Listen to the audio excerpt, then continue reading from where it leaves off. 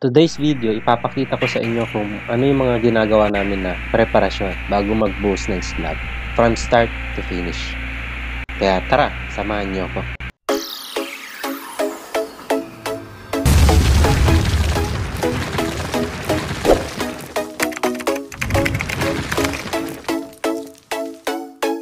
Una, syempre, ilalagay muna natin sa level yung ating lupa.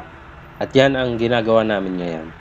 So, hinahauling natin yung mga sobrang lupa.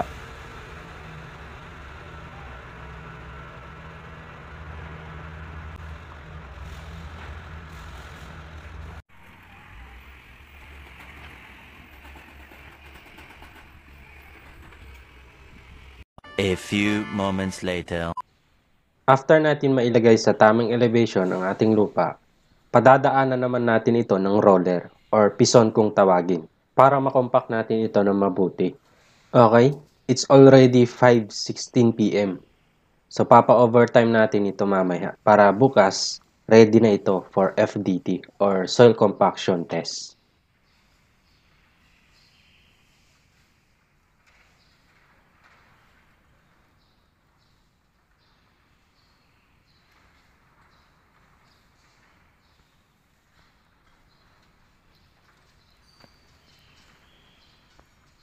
Two hours later. So ayan mga idol, umarangkada na ang ating mga magigiting na taga-pison.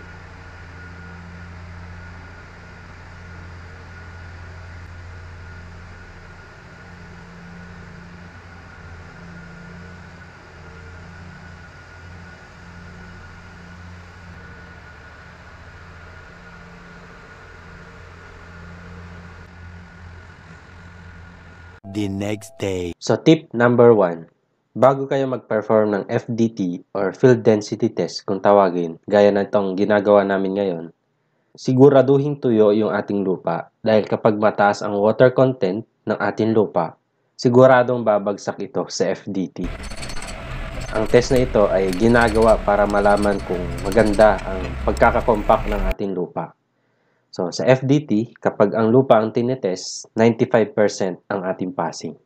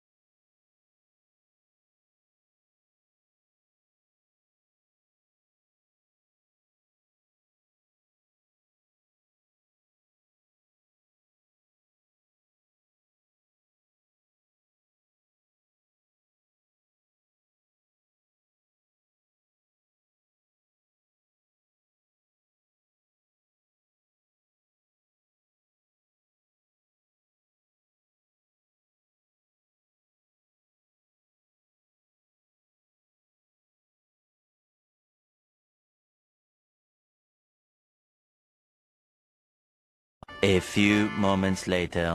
After natin malaman na pasado yung ating lupa sa soil compaction test, pwede na natin itong latagan ng base course.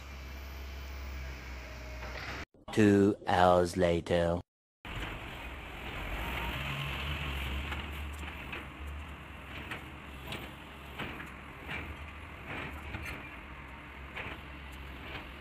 A few moments later. After natin mailagay sa tamang level ang ating base course, padadaanan natin ulit ito ng roller or pison. So ayan mga idol, dito sa amin, hindi na namin pinapa-FDT pa ang aming base course as long as okay yung pagkakakompak ng aming lupa.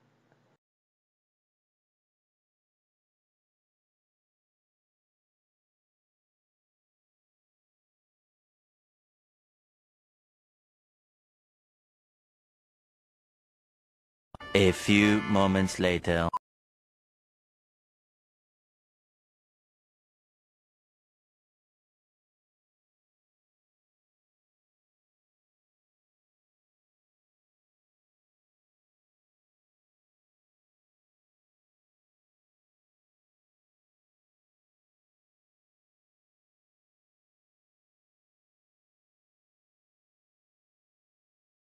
Kung mapapansin nyo, may hukay sa may gilid.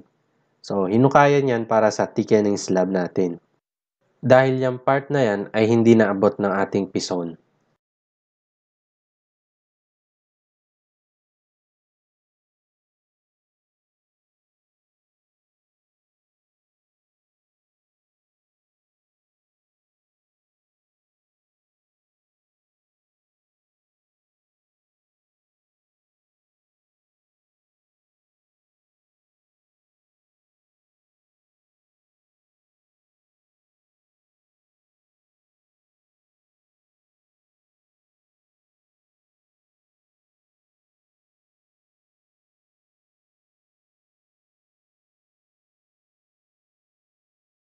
After natin maiayos ang ating base course, mag-spray naman tayo ng gamot para sa protection sa anay.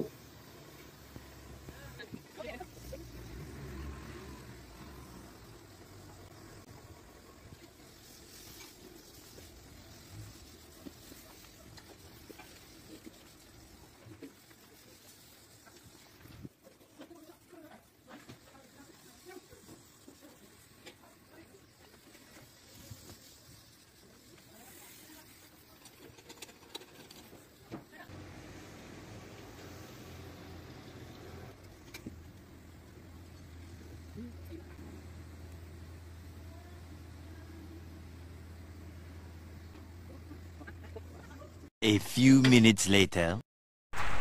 Okay, bukas bubusan na natin to. So ayan, naka-ready na. Kitang-kita nyo naman. So meron tayo dito ang plastic. So ang tawag dito ay polyethylene sheet. Ito. Polyethylene sheet ang tawag dito. So itong polyethylene sheet nito, ang purpose nito ay para maging moisture barrier natin. So in case may moisture o may tubig sa ilalim, so hindi natin maiiwasan yun. So bodega kasi ito, kaya kailangan ng moisture barrier na polyethylene sheet. In case yung product nila is papel, so ayan, hindi siya ganun kadali na pasukin ng tubig. May mga moist kasi. So yung concrete kasi tinatagusan niya ng tubig. Ayan. So naglalagay tayo ng moisture barrier. Dito mapapansin nyo rin, meron tayo dito yung spacer. So concrete spacer. So ang concrete spacer natin ay 3 inches or 75 millimeters. So ibig sabihin nakagitna itong bakal natin, kasi 150 yung ating slab. Itong bakal naman na spacing nito is sukatan natin. Dali. Ayan. Nakita nyo 40, kita nyo ba? Ano, 40 centimeter or 400 millimeters. Ayan, 0.4 meter by 0.4. Ayan. So yan ang spacing. So 10 millimeters yung ating bakal. Ayan po. Okay, ready na to bukas. So yung kabila naman, puntahan natin. So ito, ilalatag na lang yung bakal nito bukas. So hindi ko na pina-overtime mga tao kasi pagod na din sila. Ayan. Ito, nakandaan na, ilalatag na lang yung bakal nito. Ayan.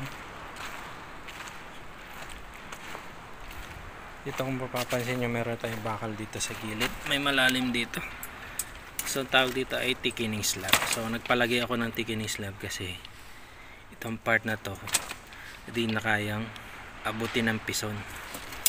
So naglagay tayo ng naglagay tayo ng thickening slab. Ito, so ito nga is isolation joint para sa construction joint. Ayan. So to separate the slab dyan sa ating main structure na column. Well, kasi once na gumalaw yung ating column, gumagalaw kasi yung mga column natin. Kaya once na gumalaw yan, at itong slab ay wala tayong construction joint or isolation joint na gaya nito, magkakaroon ng, may tendency na bumibitak yung ating slab. tingin natin magkakaroon tayo ng construction joint. Dito magsisimula yung cutting natin ng slab. So ayan.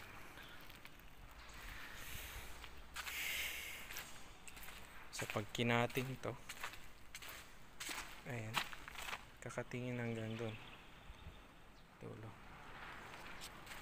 So ito babalikan na lang nila bukas to. Bakal na lang kulang dito. So dito na rin may mga nakalatag na rin na spacer.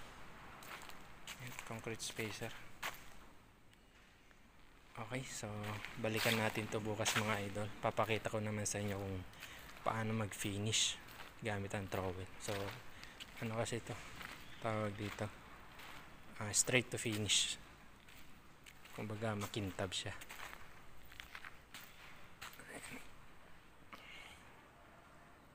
The next day. So, naging protocol na sa amin na before magpa-release si Ready Mix Concrete Supplier ng concrete mixer, ini-invite muna namin sila para magkaroon ng joint measurement sa volume of concrete.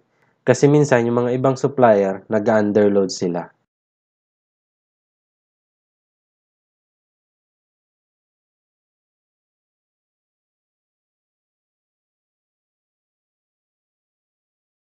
A few moments later. So, ayan, ongoing na ang ating concrete pouring.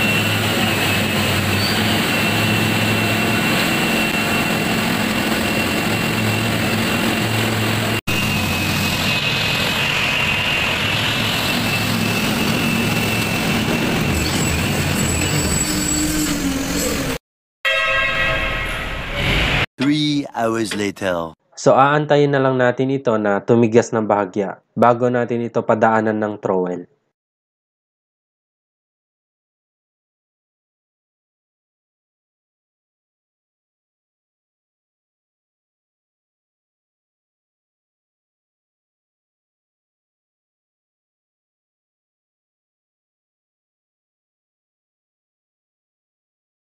Five hours later. Itong power trowel na ito, kumbaga sa manual, ito yung rodelang kahoy kung tawagin.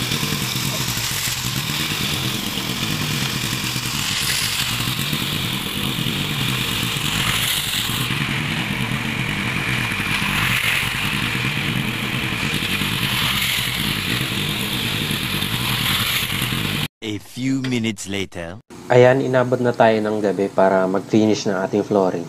Isipin nyo kung hindi na-imbento itong power trowel na ito, sigurado kung hindi man abutin ng umaga, siguradong lugi sa labor cost. Dahil gagamit tayo ng maraming mason para mag-finish nito.